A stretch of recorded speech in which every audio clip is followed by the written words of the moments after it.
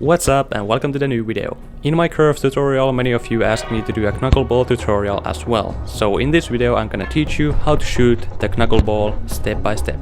The knuckleball is the most difficult shooting technique to learn and master. And even if you master the technique, the ball will move unpredictably in the air, so it's really difficult to aim and it can be really frustrating when you are trying to hit those stopping goals. So the knuckleball is really hard to learn, but if you are mentally and physically ready for the challenge, we can move on to the step number 1.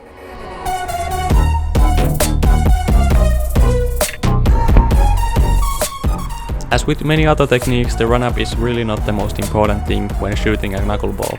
I like to keep the run-up simple, about 8 steps back and a little bit to the side. But of course you've probably seen, for example, Cristiano Ronaldo and many others do this technique, where they take about 5 steps back and 1 to the side. It's a cool looking technique and you can use this if you want, but that's not the most important thing. You can copy someone's technique if you want, or you can create your own.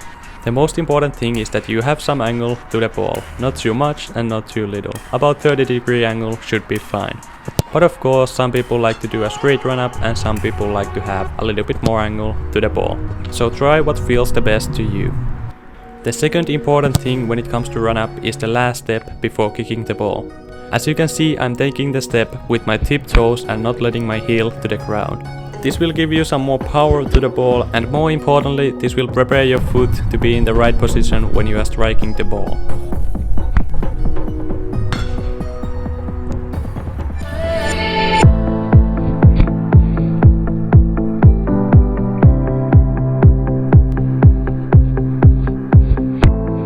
When shooting a knuckleball, we want to generate as little spin as possible, but we also need to lift the ball up in the air. So to achieve this, we need to hit the ball just below the center. You can use the valve of the ball to give you a visual reference on where to hit on the ball. When it comes to the foot contact area, I like to use this hard bone area right here. But some people like to use the area closer to the toes, and some people like to use the passing area. But for me, I find this area to be the best to get some power and knuckleball movement to the ball.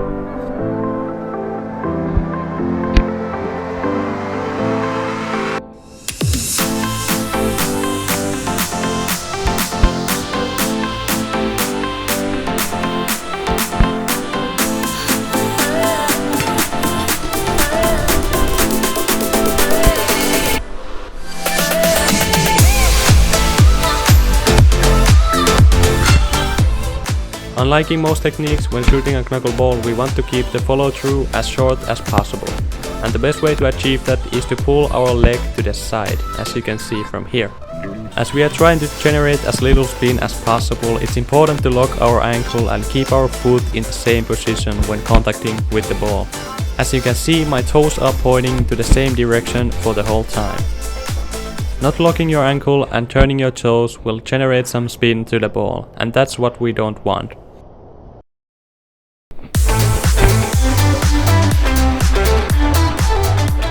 I'm sure that you have heard about the Chapulani effect. Some footballs have more unpredictable movement than others, and that's why they are easier to shoot knuckleballs with. But there is a reason why this is step number 4 and not step number 1. You can shoot knuckleballs with any football on earth. You should first learn the technique with the footballs that you have. Once you really get the hold of it and master the technique, you can also invest in some specific footballs to get some more movement to your shots. I have a link to these best knuckleball footballs by Freekickerz in the description below, so you can check it out if you want to learn more about which footballs are the best to use. But just to remind you, even though you have the best and most expensive football, it doesn't make you a Cristiano Ronaldo.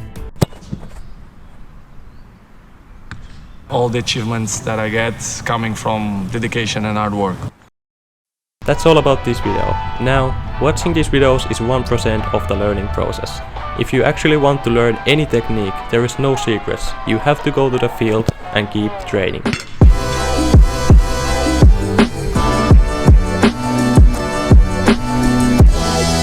I wish you luck with the training. Thank you for watching this video and I will see you in the next one. Cheerio!